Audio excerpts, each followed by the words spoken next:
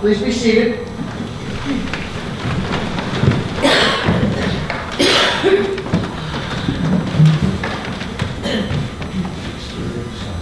Easter egg Sunday.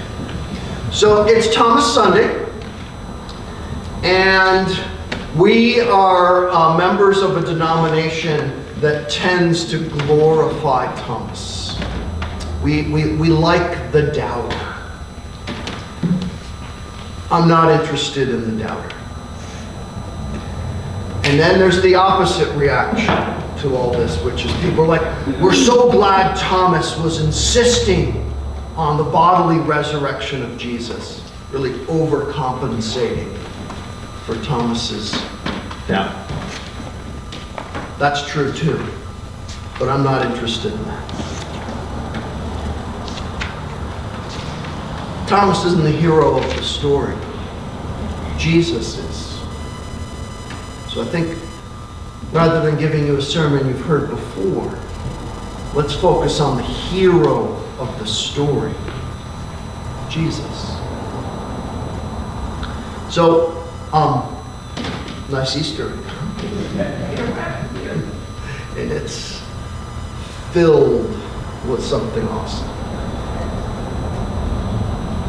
So some of you know, because of my Greek Orthodox background, I try to keep a pretty rigorous fast during Lent. I'm never able to do it perfectly, but I stay away from things like chocolate and meat and cheese and bacon and all those great things that I enjoy eating most of the time.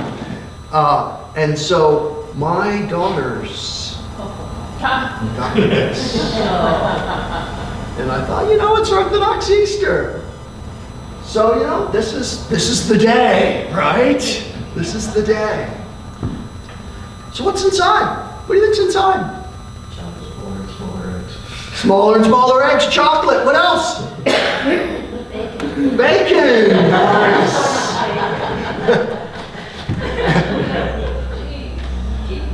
Cheese. See?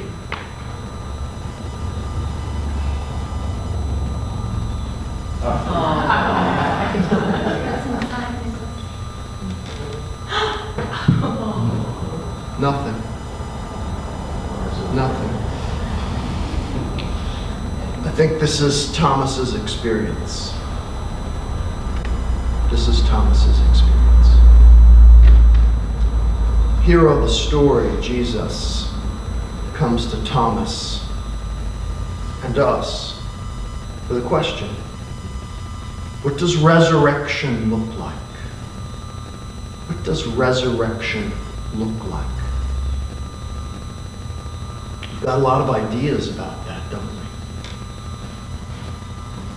Smaller and smaller chocolate eggs, bacon, beautiful sunrises filled with fragrant flowers, trim, healthy bodies, all these kinds of things. And Thomas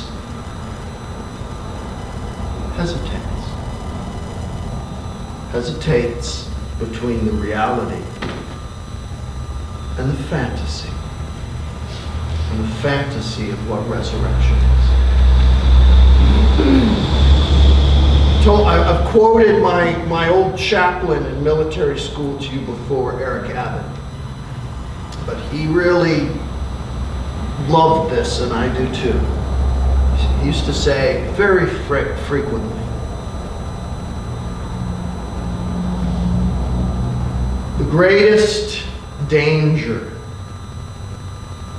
is not sin, but fear. Jesus never asks us, why do you sin? He asks us, why are you afraid? Same question the angels had for the women in the tomb last week.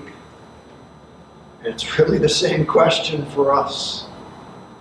Why are we afraid of what's really inside?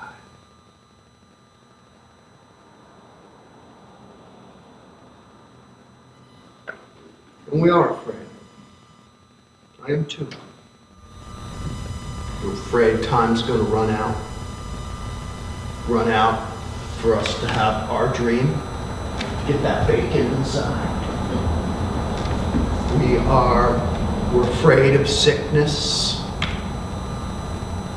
We're sick and tired and afraid of money running out, paying the bills. We're afraid of our loved ones, our children, our partners, our spouses. We are. We are. And that causes us to let other things grip our heart and also blind us. And so often we miss the miracle. The miracle that there is nothing inside the empty tomb. There's nothing there because Jesus lives.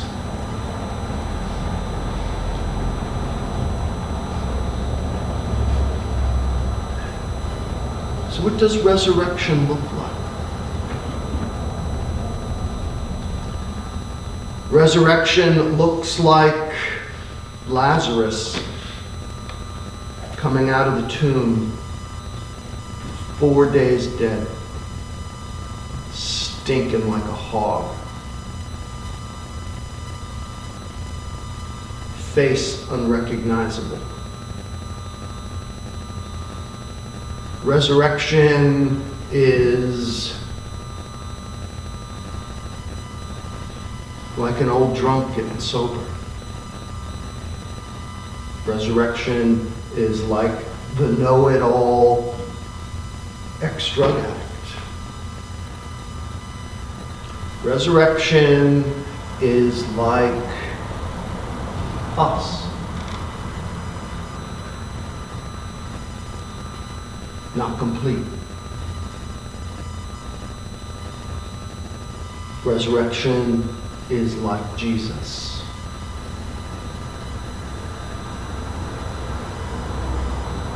Big gash on his side. Holes probably the size of, railroad nails through his hands and feet. There's no sexy body in there. Just somebody who clawed their way back to life. Kind of like us. Clawing our way back to life. With help. With hope.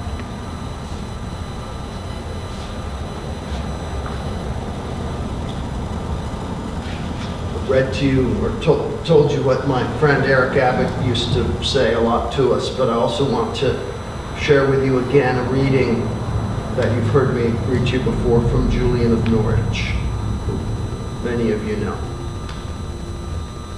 Listen to this. Some of us believe that God is all-powerful and may do everything, or that he is all-wise and can do everything.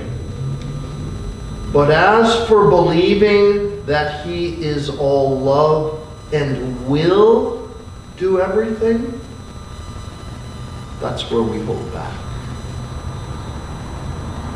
That's where we hold back. Today, Jesus says to us, don't hold back. Don't hold back because we want the resurrection to be something other than it is. We don't need to be afraid of change because that's really what it is. Will I change? Will my friends change? Will God change? The answer is yes. The answer is yes. But the empty Easter egg?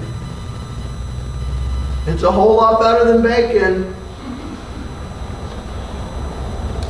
My kids got it right. My kids got it right. That's the promise. The tomb's empty. And that on the last day, we're all going to get to meet again. No matter who gets there first, we're all going to get to meet again. And it's going to be better than bacon, or little chocolate eggs, or Easter flowers, or people on those exercise ads on TV. It's going to be eternal life.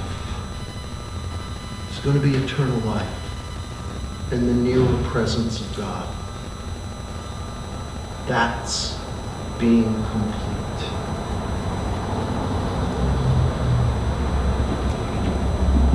Our greatest enemy isn't sin, it's fear. God doesn't ask us why we sin. God only asks us why we're afraid. Take a look around. Think about the song Holly sang. We don't need to be afraid anymore.